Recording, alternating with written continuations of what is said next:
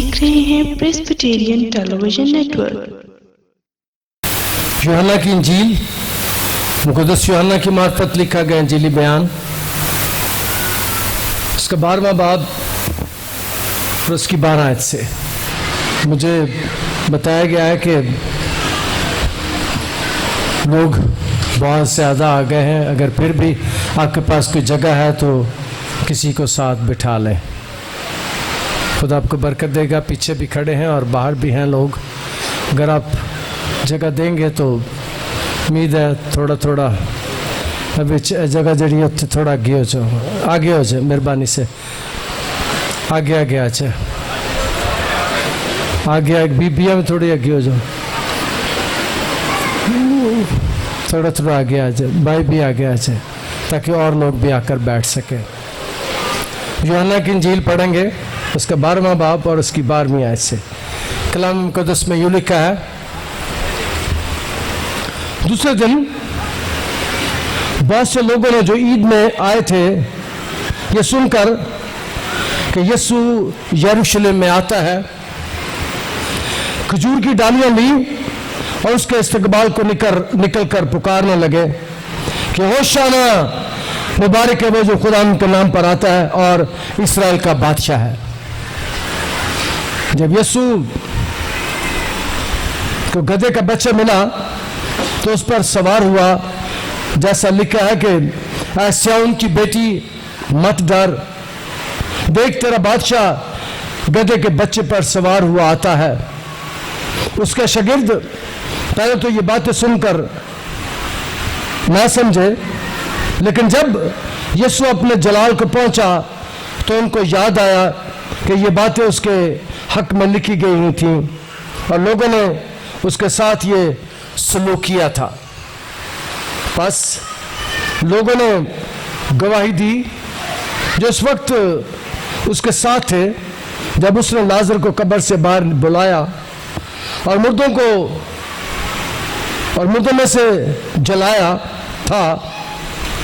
इस बात से लोग उसके इस्तकबाल को निकले कि उन्होंने सुना था कि उसने ये मौजज़ा दिखाया है। बस फरीसियों ने आपस में कहा, सोचो तो तुम कुछ नहीं बन पड़ता। देखो सारा जहान उसका पैरों हो चला। खुदा का शुक्र उसके कलाम के लिए। जरा मुझे हाथ उठाकर बताएं, जुमे को कितने लोग आए थे? जुमे वाली इबादत में कितने लोग थे?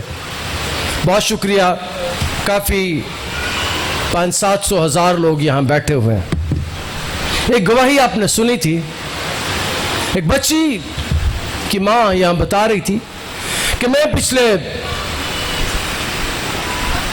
कई दिनों से अलाइड अस्पताल में दाखिल थी अपने बच्ची को लेकर, और डॉक्टर ने मुझे कह दिया कि ये बच्ची मर गई है, ऐसे यहाँ से ले जाओ। ये बच्ची मर गई है, इसका सांस नहीं आ रहा, अब इसे ले जाओ, इसके कोई इलाज नहीं है। और वो बच्ची को लेकर इस चर्च में आ गई, मरी बच्ची को लेकर इस चर्च में आ गई, और जैसे ही हमने और आपने मिलकर दुआ करने शुरू की, बच्ची जिंदा हो गई। वो बता रही थी, आप जितने लोग जुमे की इबादत में थे, ये पिछले जुमे की बात मैं बता रहा हूं, और बच्ची यहां पर आकर जिंदा हो गई। ऐसे मजे अगर कोई कर सकता है तो सिर्फ मेरा यीशु है। कोई लाइलाज बीमारियों का इलाज कर सकता है तो मेरा यीशु है। उसने 11वें बाब का अगर हम मुताला करें तो मसला यह था, यूनानी आए हुए थे, यूनानी हिकमत के बड़े पैरोकार थे, बड़े हुक्मा थे, बड़े आलम थे, बड़े पढ़े लिखे थे, बड़े समझदार थे, वो भी आए हुए थे। दूसरे लोग भी जो यरूशलेम से ताल्लुक रखते वो नहीं, क्योंकि ईद का दिन था, ईद का मौका था, और लोग बाहर से दूसरे गांव से शहरों से आए हुए थे, क्योंकि ये लाजिम था जब बनी इस्राएल कौम साल में 3 ईदें मनाते थे तो सारे लोग जमा होते थे, सारे मुल्क से लोग आते थे, सारी दुनिया से लोग आते थे और ईद यरूशलेम में मनाते थे। हजारों की तादाद में लोग जमा थे और उस साल जब ईद मनाई जा रही थी तो ईद पर रोना पड़ा हुआ था। यूनानी सुन रहे थे, यहूदी सुन रहे थे, गारकों में सुन रहे थे, और क्या सुन रहे थे? वो एक मौजा हुआ, एक काम हुआ है बैतनिय्याह में, और 4 दिन का मुर्दा लाजर यीशु ने जिंदा कर दिया। 4 दिन का मुर्दा, ऐसा हो नहीं सकता, ऐसा मुमकिन नहीं है क्योंकि 4 दिन के मुर्दा को जिंदा कर दे। जिस्म गलना सड़ना शुरू हो जाता है। तीसरे दिन जो लाश कब्र में रखी जाती है उसका जिस्म गलना सड़ना शुरू हो जाता है। बदबू, उसकी बहन कहती है उसमें से बदबू आती होगी। उसकी रूह, ख्याल किया जाता है कि जो आदमी मरता है 3 दिन उसकी रूह फिरती रहती है उसके आसपास, लेकिन 4थे दिन वो भी ख्याल किया जाता है कि रूह आसमान पर चली जाती है। रूह आसमान पर चली जाती है, और मेरा यीशु आसमान पर से भी रूहों को बुला सकता है। रौला पड़ा हुआ है। कलाम का उसमें लिखा है, बहुत से यूनानी वहां पर जमा थे, बहुत से जो ईद में आए थे, ये सुनकर यरूशलेम में आता है, और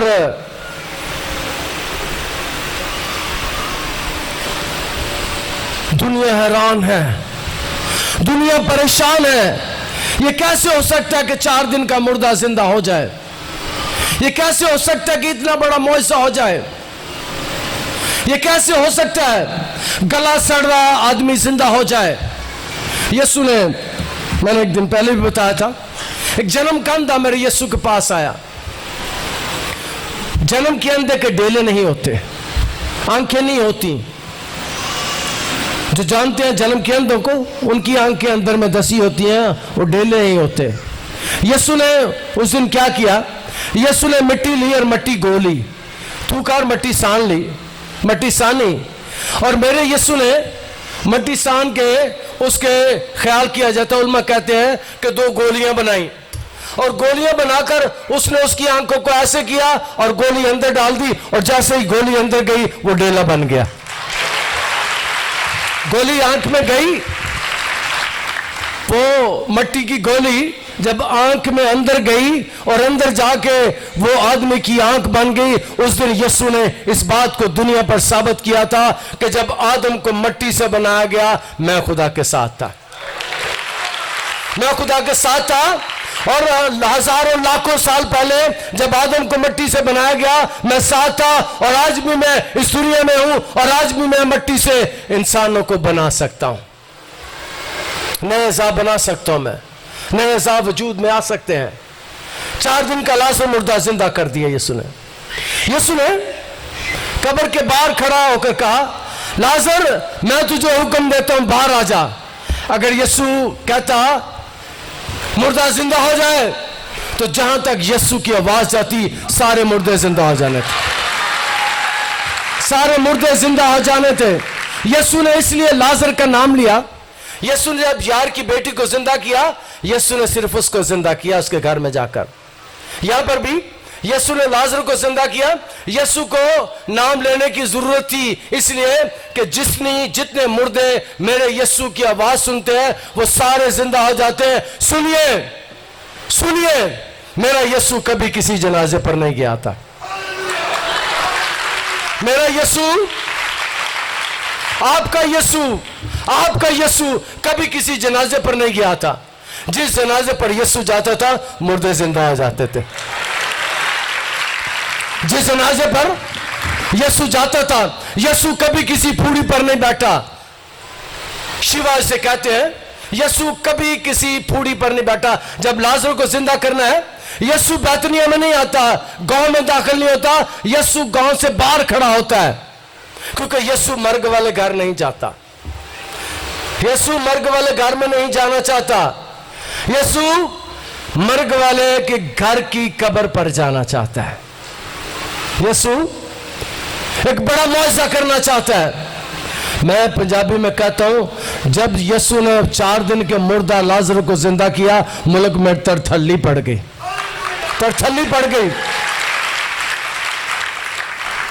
हैरान हो गई दुनिया। और मुझे याद है एक दिन एक औरत पुराने चर्च में कुछ साल पहले मेरे पास आई। मुझे कहती कि जब मैं घर से चली थी, बच्ची जो मेरी गोद में ये जिंदा थी, ये रास्ते में मरी है, गिरजे में आके मरी है, मुझे ये जिंदा चाहिए, और मेरे यीशु ने जिंदा कर दी थी। पुराने गिरजे में जो लोग देर से आते हैं उन्होंने देखा था, उसने मेरे साथ पड्डा डाल दिया। उसने कहा मुझे नहीं पता, ये बच्ची मैं जिंदा लेकर आई थी, ये इस गिरजे में मरी है, और मेरे यीशु ने मुर्दा बच्ची को जिंदा कर दिया था। जिस तरह कल आपने सुना, औरत बता रही थी रो रो के कि मुझे डॉक्टर ने जवाब दिया, डॉक्टर ने बच्ची को मुर्दा करके मुझे हॉस्पिटल से, अलाइड हॉस्पिटल से निकाल दिया, और जब मैं गिरजे में आई तो मेरी बच्ची जिंदा हो गई। याद रखें, जहां पर आप बैठे हैं, यहां पर मेरा यीशु मौजूद है, यहां पर मेरा यीशु मौजूद है, यहां पर आपका यीशु मौजूद है, और मेरा यीशु आपके लिए मेरे लिए बहुत से मौजे कर सकता है। वो लाइलाज बीमारियों का इलाज कर सकता है। यरूशलेम में तरथल्ली पड़ी हुई है, यरूशलेम में शोर मचा हुआ है, यरूशलेम में लोग परेशान हैं, और याद रखें मेरा यीशु जो काम करता है, मेरा यीशु दुनिया को परेशान कर देता है। कलाम मुकद्दस में लिखा है कि बहुत से लोगों ने जो ईद में आए थे सुनकर यरूशलेम में आता है। यीशु की बड़ी मशहूरी हो गई है, यीशु की बड़ी मशहूरी हो गई है, और मशहूरी इसकी यह कि खबर फैल गई है सारे शहर में, सारे मुल्क में खबर फैल गई है, उसको देखने आते हैं। और आज आप भी याद रखें, आज आप भी यीशु को देखने के लिए आए हैं, आप भी यीशु को देखने के लिए आए हैं, मुझे देखने नहीं आए। मैं अक्सर कहता हूं मेरे पास शिफा नहीं है, मैं तो खुद कितने ऑपरेशन में से गुजरा हूं, मेरे पास शिफा नहीं है, लेकिन मेरे यीशु के पास शिफा है, मेरे यीशु नाम से शिफा मिलती है। कलाम मुकद्दस में लिखा है, बहुत से लोग ये सुनकर कि यीशु यरूशलेम में आता है, खजूर की डालियां लेकर उसके इस्तबाल को निकले, पुकार कर कहने लगे होशाना। होशाना का मतलब है मुझे बचा, हमें बचा। होशाना का मतलब है हमें बचा। अगर कोई दुनिया को बचा सकता है, अगर कोई दुनिया को रहाई दे सकता है, अगर कोई दुनिया को आजादी दे सकता है, अगर कोई दुनिया में अमन कायम कर सकता है, अगर कोई घर में अमन कायम कर सकता है, अगर कोई खानदान में अमन कायम कर सकता है, अगर कोई कलीसिया में अमन कायम कर सकता है, तो सिर्फ मेरा यीशु है, मेरा यीशु है। कलाम मुकद्दस में बयान किया गया कि पुकार कर कहने लगे, और अरब का यह दस्तूर है अरबस्तान का कि जब भी कोई फातह आता है, मुझे याद है मैं टेलीविजन देख रहा था, इराक में जब हमला किया अमेरिका ने, तो बहुत से लोग आगे से खजूर की डालियां लेकर आए थे, शायद आपने देखा हो, गाड़ियां चल रही थी और लोग खजूर की डालियां लेकर आए हुए थे। जब भी कोई फातह अरबस्तान में आता है तो वो उसका इस्तकबाल खजूर की डालियों से करते हैं। और याद रखें कि मेरा यीशु फातह है, उसने 3 किस्म की फतुहात हासिल की हैं, अभी तक नहीं, जो वाला हमने पढ़ा है अभी तक नहीं, लेकिन 3 किस्म की फतुहात यीशु ने हासिल की हैं। उसने पहली फतह यह हासिल की जब वो जमीन पर आया, उसने सबसे पहला जो काम किया उसके जमीन पर आने के मकासद में सबसे पहला जो काम था वो इब्लीस के कामों को मिटाने के लिए आया था, इब्लीस के कामों को मिटाने के लिए आया था। और यीशु जब बपतिस्मा लेकर बियाबान में जाकर 40 दिन का उसका मुकाबला करता है तो कलाम में लिखा है इब्लीस के पास से चला गया।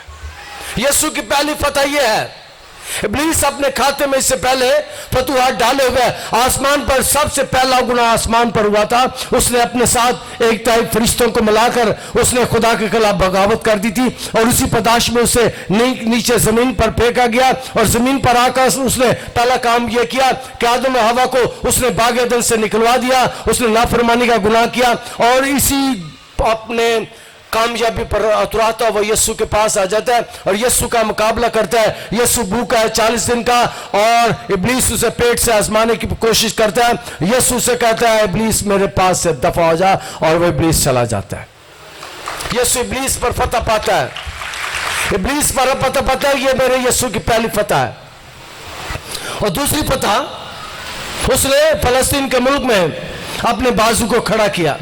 उसने यूं कहा, उसने कहा कौन है तुम में जो मुझ में गुनाह साबित कर सकता है। उन पूरी कोशिश के बावजूद कोई मेरे यीशु पर गुनाह साबित नहीं कर सकता। उसने गुनाह पर फतह पाई है, गुनाह पर फतह पाई है, इब्लीस पर फतह पाई है और गुनाह पर फतह पाई है। और सबसे बड़ा और तीसरा काम जो यीशु इस दुनिया में करने के लिए आया था, फलस्तीन के मुल्क में आज में मेरे यीशु की कब्र खाली पड़ी है। तीसरे दिन फातह ने तौर पर मुर्दों में से जी उठा है, तड़तल्ली पड़ गई है, खबर फैल गई है, ब्रेकिंग न्यूज चल रही है।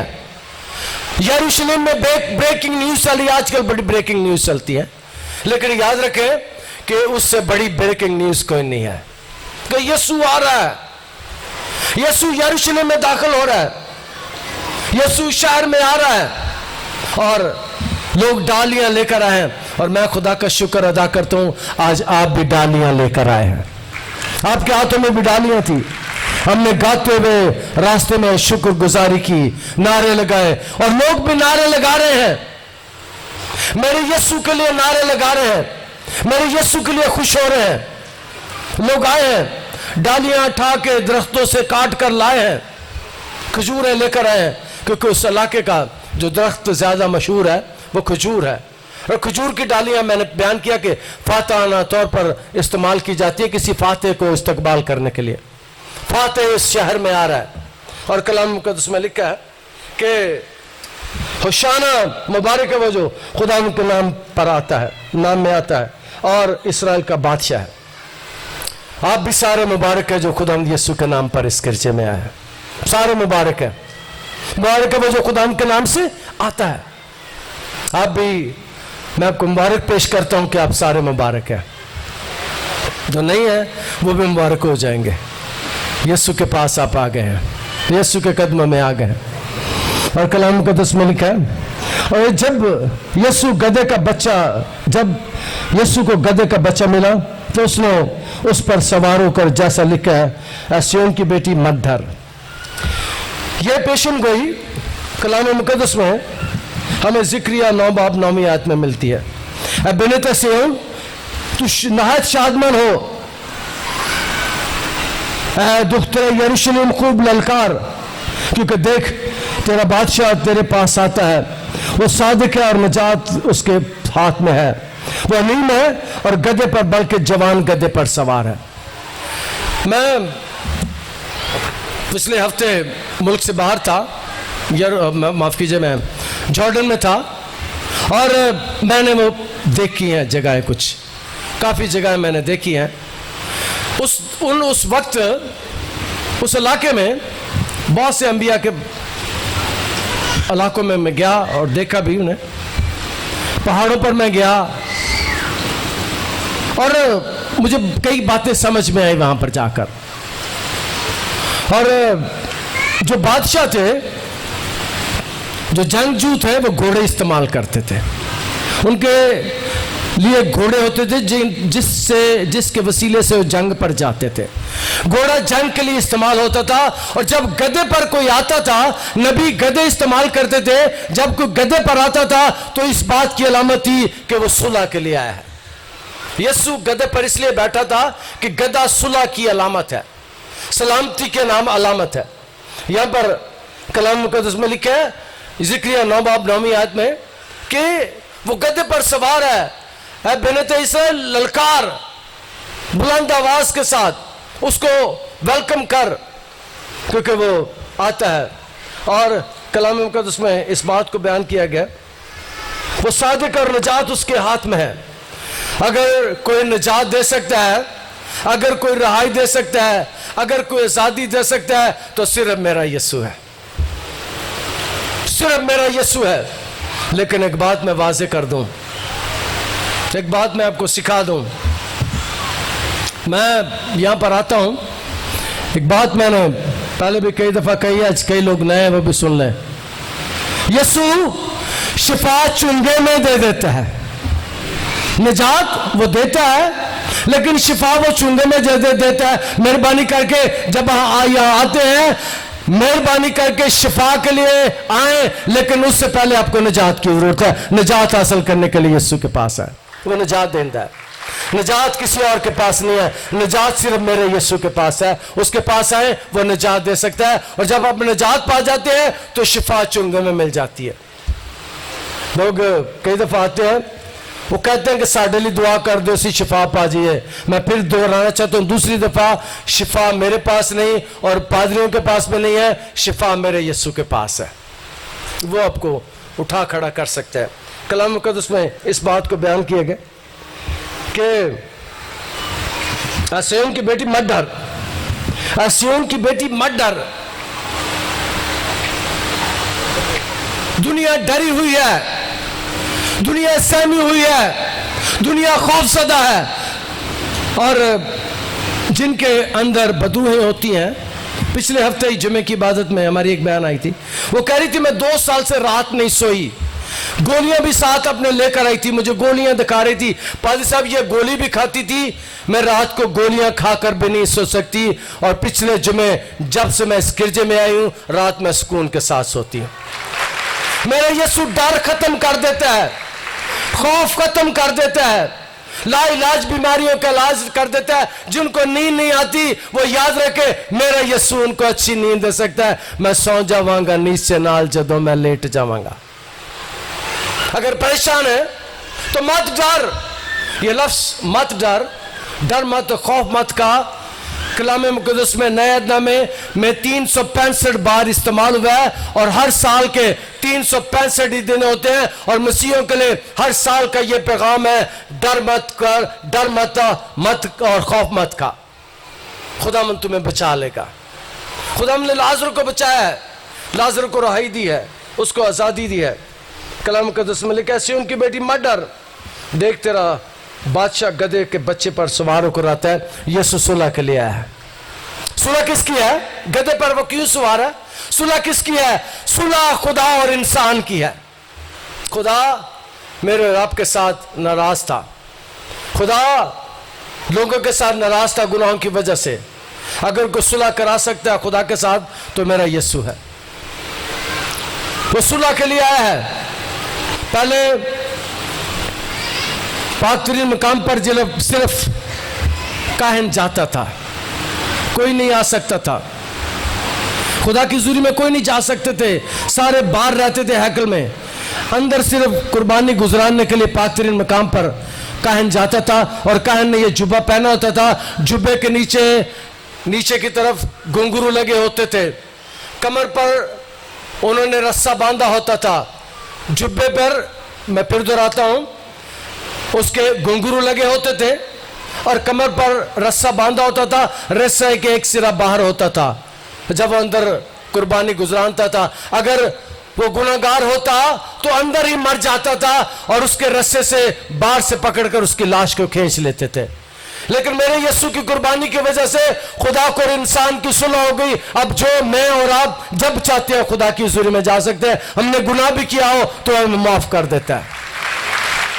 खुदा की इंसान की सुलह करवाने के लिए गधे पर बैठ कर है। वो सुलह का बादशाह है। आसमान पर जब वो आया है तो कलाम में लिखा है, जिन पर वो राजी है उनसे उनके दरमियान सुलह। अगर आपके साथ वो राजी है तो हमारी सुलह है। कलाम मुकद्दस में इस बात को बयान किया गया। देख तेरा बादशाह गधे के बच्चे पर सवार है, वो आता है। याद रखें, आखिरी बात मैं करूंगा, आखिरी बात, यीशु गधे के बच्चे पर सवार है। उसका गधा अपना नहीं है, उसके पास गधा भी नहीं था। यीशु जिस घर में फंसा खाता है वो घर भी उसका नहीं है। यीशु के जुब्बे की जेबें नहीं थी, यीशु के पास पैसे भी नहीं होते थे। मेरे यीशु का टैक्स मछलियां अदा कर देती थी। उसके पास ना अपना गधा था, उसके पास ना अपना घर था, उसके पास अपनी कश्ती भी नहीं थी, लेकिन सारे जहान का वो मालिक है। सारे जहान का वो मालिक है, सारा जहान उसके कब्जे में है। और कलाम मुकद्दस में लिखा है कि वो गधे के बच्चे पर सवार है। गधा किसी से मांगा गया है, मेरे यीशु के पास भूखों को खिलाने के लिए रोटी भी नहीं थी। वो पूछते तुम्हारे पास कितनी रोटियां? वो कहते हैं 5 रोटियां 2 मछलियां। यीशु कहते हैं मेरे पास लेकर आओ। जो चीज यीशु के पास है, आखिरी बात आज की करूंगा, जो चीज यीशु के पास है याद रखे, जो चीज यीशु के पास है याद रखे, मेरे यीशु के पास बरकत और पूरा इख्तियार है। पूरा इख्तियार उसके पास है। जिसको चाहता है वो बढ़ा देता है, उसके कहने से हर चीज बढ़ जाती है। मेरे यीशु के पांव के नीचे पानी भी फर्श बन जाता है। गधा वो है जिस पर कभी कोई सवार नहीं हुआ। आमतौर पर उसको पहले ट्रेन किया जाता है, लेकिन याद रखें, आज मैं आ रहा था, मेरे साथ पादरी साहबान भी थे, लोग रास्ते में कपड़े बिछा रहे थे, कपड़े बिछा रहे थे। इसी तरह लोगों ने कपड़े बिछाए कि यीशु उसमें से गुजरे, यीशु उसमें से होकर गुजरे। क्या ये अच्छी बात है कि यीशु हमारे घरों में, हमारे ख़ानदानों में भी आए, हमारी ज़िंदगी में भी आए। खुदावंद आज के कलाम के वसीले से हमें बरकत दे।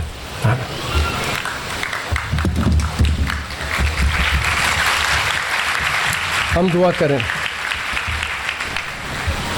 अजीज़ और प्यारे आसमानी खुदा, तेरा शुक्र, तेरी तारीफ़ करते हैं आज के कलाम के लिए, जो हमारे कदमों के लिए चराग और राह के लिए रोशनी है। आज के कलाम के वसीले से हम बड़ी बरकत पाए। तेरे लोग तेरे घर से फैज़ याब होकर जाएं। सबको संभाल, सबकी मदद कर, सबकी रहनुमाई कर। तेरा बेटा फातिह यीशु हमारी ज़िंदगियों में, घरों में, ख़ानदानों में आए, अपनी कलीसिया में आए। ये कलीसिया यीशु की है, ये घर यीशु का है। जिस तरह यरूशलेम में उसका इस्तकबाल किया था, कि आज हम इस घर में तेरा इस्तकबाल करते हैं, तुझे वेलकम करते हैं, तुझे बादशाह कहते हैं, तेरी इताअत में आ जाते हैं, अपनी ज़िंदगियाँ तुझे देते हैं। यीशु के अलकादर नाम के वसीले से आमीन।